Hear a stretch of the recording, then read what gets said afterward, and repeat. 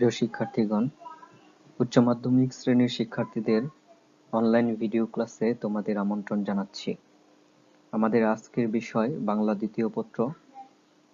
আজকের আলোচ্য বিষয় শব্দ গঠন।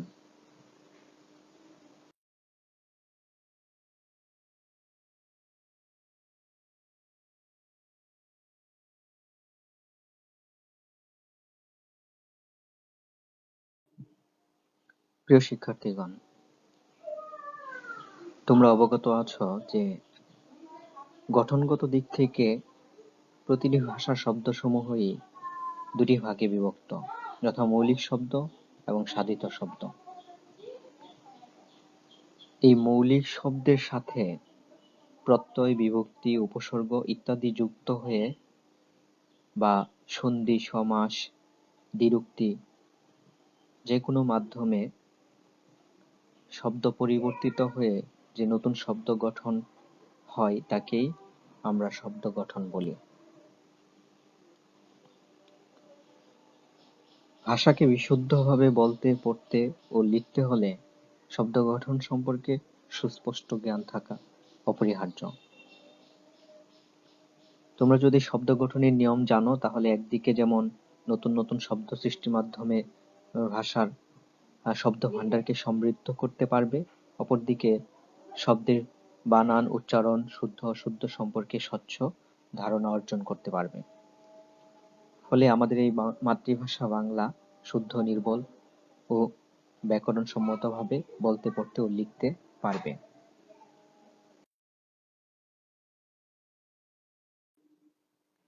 শিক্ষার্থীগণ, শব্দ গঠন প্রক্রিয়ার চিত্রে একটি ছক দেয়া আছে, এটি তোমরা একটু লক্ষ্য করো। এখানে প্রথমে একটি শব্দ দেয়া আছে যোগ। এই যোগ শব্দটির সাথে উপযুক্ত হয়ে উপযোগ হয়েছে, আবার এই উপযোগীর সাথে ই প্রত্যয় যুক্ত হয়ে উপযোগী হয়েছে। পরবর্তীতে আবার উপযোগী এর সাথে তা প্রত্যয় যুক্ত হয়ে উপযোগিতা হয়েছে। সর্বোপরি উপযোগিতা এর সাথে অন উপসর্গ যুক্ত হয়ে অনুপযোগিতা হয়েছে। এখানে যোগ শব্দটি শব্দ গঠন প্রক্রিয়ায় যেমন পরিবর্তিত হয়েছে, তেমনি অর্থের দিক থেকেও নানা মাত্রা দান করেছে। সুতরাং এই শব্দ গঠন কেবল শব্দের কাঠামোরই পরিবর্তন হয় না, এর অর্থগত পরিবর্তন ঘটে থাকে। এবং এইভাবে একটি শব্দের পূর্বে বা পরে অন্য কোনো শব্দ, শব্দাংশ বা পরিবর্ধনের মাধ্যমে যে নতুন শব্দ গঠন হয় তাই শব্দ গঠন। এই ছক থেকে আমরা দেখছি প্রত্যয় যুগে একটি নতুন শব্দ গঠিত হতে পারে, একটি শব্দের পূর্বে একটি উপসর্গ যুক্ত হয়ে নতুন শব্দ গঠিত হতে পারে, সমাসের মাধ্যমে নতুন শব্দ গঠিত হতে পারে, সন্ধির মাধ্যমে নতুন শব্দ গঠিত হতে পারে, বিভক্তি বা প্রত্যয় ইত্যাদির মাধ্যমে কিংবা পদ পরিবর্তনের মাধ্যমে নতুন শব্দ গঠিত হচ্ছে।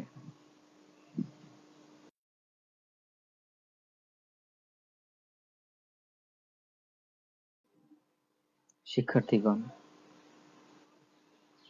আমরা শব্দ গঠনের প্রক্রিয়াগুলো সম্পর্কে একটু বিস্তারিত আলোচনা করছি। প্রত্যয় যুগে শব্দ গঠনের প্রক্রিয়ায় আমরা দেখব যে প্রত্যয় যুগে দুই ধরনের শব্দ গঠিত হয়, যথা কৃদন্ত শব্দ এবং তদ্ভিদান্ত শব্দ। কৃদন্ত শব্দ কোনটা? ধাতুর পরে প্রত্যয় যুক্ত হয়ে যে সব নতুন শব্দ গঠিত হয় সেগুলোকে আমরা কৃদন্ত শব্দ বলবো।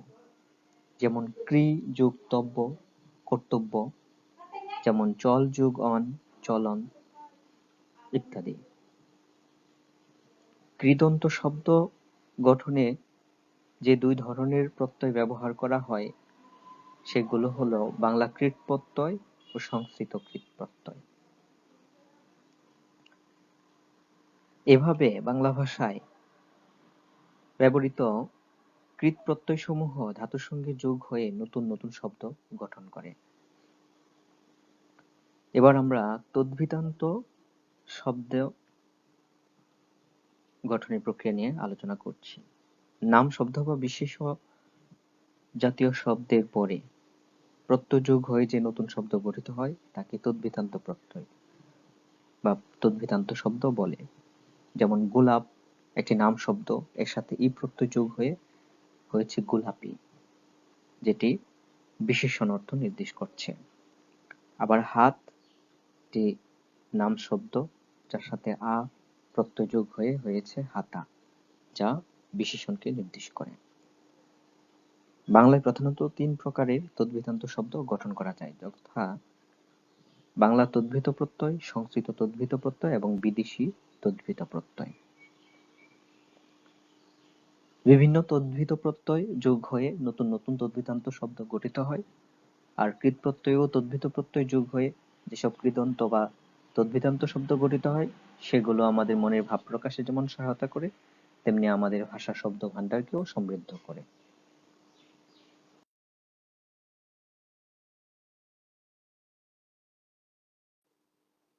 ছাত্রছাত্রীগণ, আমরা শব্দ গঠনের যে উপায়গুলো নিয়ে কথা বলছি সেগুলো নিয়ে আমরা সংক্ষিপ্ত আলোচনা করার চেষ্টা করব।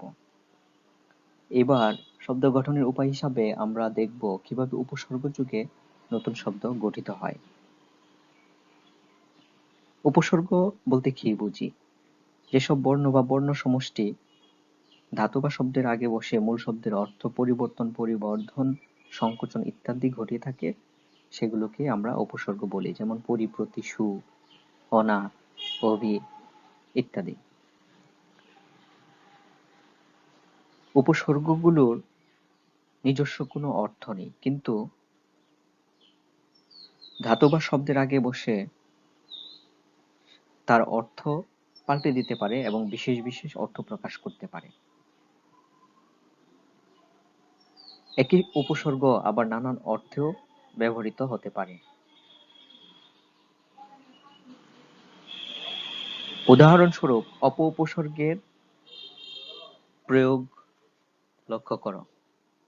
যেমন বিপরীত অর্থে অপকার, আবার বৃথা অর্থে অপব্যয়, মন্দ অর্থে অপকর্ম, অস্বাভাবিক অর্থে অপমৃত্যু।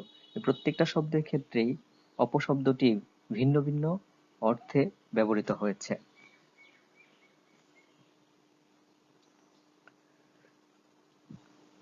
বাংলা ভাষায় আমরা যেসব উপসর্গ ব্যবহার হতে দেখি এবং যেসব উপসর্গ ব্যবহৃত হয়ে নতুন শব্দ গঠিত হয় সেগুলোকে ৩টি শ্রেণীতে ভাগ করা যায়, তথা বাংলা উপসর্গ, সংস্কৃত উপসর্গ ও বিদেশি উপসর্গ। যেমন বাংলা উপসর্গ অ, আ, হা, আর, অনা, কু, স ইত্যাদি। আবার সংস্কৃত উপসর্গগুলো হচ্ছে প্র, পরা, অধি, অনু, অব, অপ, পরি ইত্যাদি। বিদেশি উপসর্গের মধ্যে উল্লেখযোগ্য হচ্ছে নিম, বে, দর, হর, হেড, ফি ইত্যাদি। প্রিয় শিক্ষার্থীগণ, শব্দ গঠনের আরেকটি পদ্ধতি হচ্ছে সমাস। সমাস যুগে শব্দ গঠিত হয়। আমরা এবার আলোচনা করব কিভাবে সমাসের মাধ্যমে নতুন শব্দ গঠিত হয়।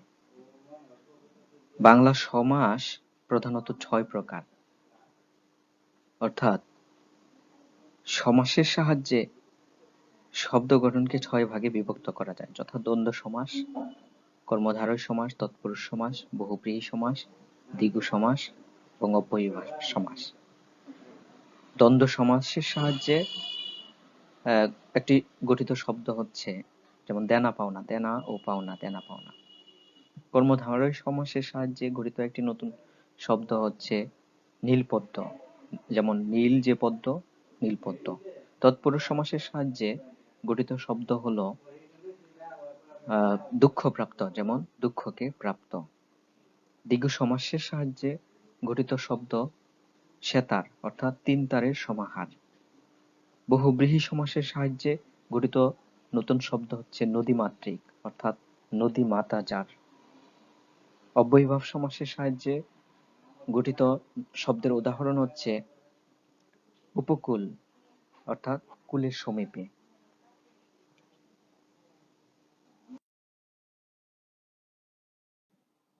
শিক্ষার্থীগণ, এবার আমরা দেখব বিভক্তির মাধ্যমে কিভাবে শব্দ গঠন হয়। বাক্যস্থিত বিভিন্ন শব্দের মধ্যে পরস্পর সম্পর্ক সাধনের জন্য শব্দের পরে যেসব বর্ণ বা বর্ণ সমষ্টি যুক্ত হয় তাদেরকেই সাধারণত বিভক্তি বলে।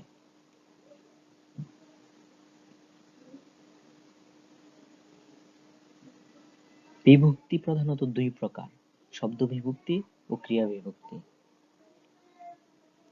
শব্দের পরে যেসব বিভক্তি যুক্ত হয়ে নতুন শব্দরূপ গঠিত হয় তাকে শব্দ বিভক্তি বলে, আর ক্রিয়া বা ধাতুমূলের সঙ্গে যেসব বিভক্তি যুক্ত হয়ে নতুন শব্দ গঠিত হয় তাদেরকে ক্রিয়া বিভক্তি বলে। যেমন শব্দ বিভক্তির মাধ্যমে 7 ভাবে নতুন শব্দ গঠিত হয়। যেমন প্রথমা বিভক্তি, সুমন বই পড়ে।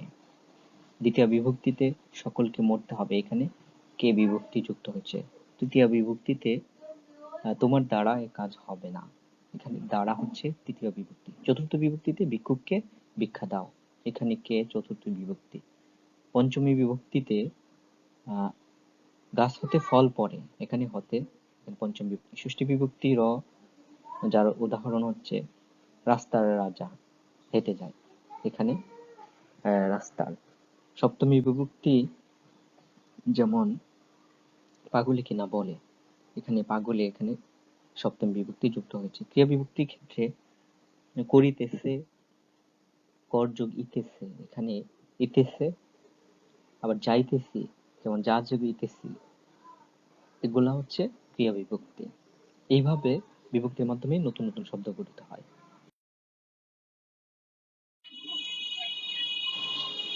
শিক্ষার্থীগণ, দ্বিরুক্তির সাহায্যে নতুন শব্দ গঠিত হয়। দ্বিরুক্তি মানে যা দুইবার উক্ত হয়েছে। এই দ্বিরুক্তির মাধ্যমে ভাষার ব্যঞ্জনা সৃষ্টি হয়, ভাষা সুগঠিত রূপ পায়। কোনো শব্দ একবার ব্যবহার করলে যে অর্থ প্রকাশ করে, অনেক সময় দুইবার ব্যবহার করলে তার অর্থ সম্প্রসারিত অথবা সংকুচিত রূপে প্রকাশ পায়। এভাবে দ্বিরুক্তির মাধ্যমে নতুন শব্দ গঠিত হয়। যেমন আমার ঘুম ঘুম লাগছে, অর্থাৎ ঠিক ঘুম নয়, ঘুমের ভাব অর্থে এই অর্থ প্রয়োগ হয়েছে। এই দ্বিরুক্তি বা দ্বিরুক্ত শব্দ নানাভাবে হতে পারে। যেমন শব্দের দ্বিরুক্তি, পদের দ্বিরুক্তি, ধনাত্মক দ্বিরুক্তি।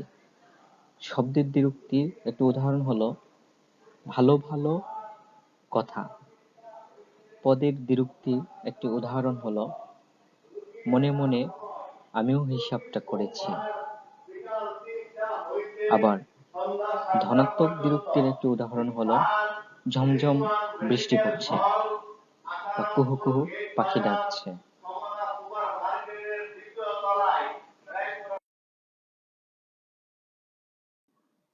প্রিয় শিক্ষার্থীগণ, শব্দ গঠনের নানা প্রক্রিয়া নিয়ে আমরা আজকের এই ক্লাসটি পরিচালনা করলাম। আশা করি তোমাদের উপকারে আসবে। এতক্ষণ আমাদের সাথে মনোযোগ দিয়ে ক্লাসে থাকার জন্য তোমাদের ধন্যবাদ। আমাদের আজকের ক্লাসটি এখানেই শেষ করছি। খোদা হাফেজ।